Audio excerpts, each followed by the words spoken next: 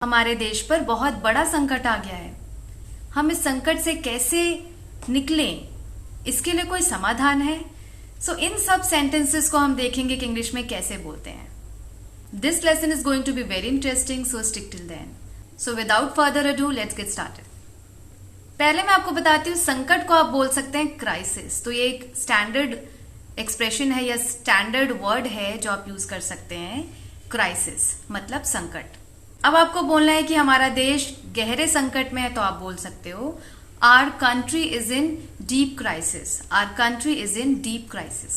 Deep मतलब गहरा, crisis संकट। अब आपको बोलना है इस संकट का कोई समाधान है, तो आप बोल सकते हैं is there any way out for the crisis.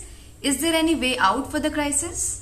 अब वे आउट का मतलब होता है रास्ता या सोल्यूशन, समाधान।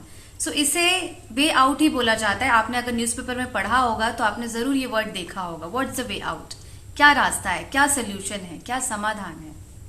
अब आपको बोलना है कोई वे आउट नहीं है, कोई समाधान नहीं है। There is no way out, there is no way out. इस तरीके से आप बोल सकते हैं।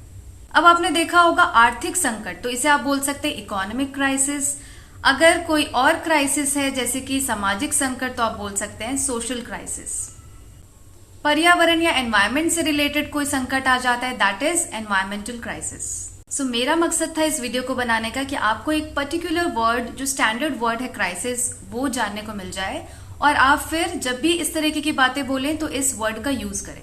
एंड आपने एक और एक्सप्रेशन सीख लिया, वे आउट मतलब समाधान या सोल्यूशन। आई होप ये वीडियो आपको कुछ नया लगा होगा। अगर आपको नया लगा है तो then share it to others. And if you are new to our channel then don't forget to subscribe and press the bell icon. और अगर आप इंस्टाग्राम पे हो तो हमारा पेज है letterpity01, उसे फॉलो करना मत भूलिएगा। Stay safe, stay healthy, stay happy till we meet next time with a new and interesting lesson. Thank you so much.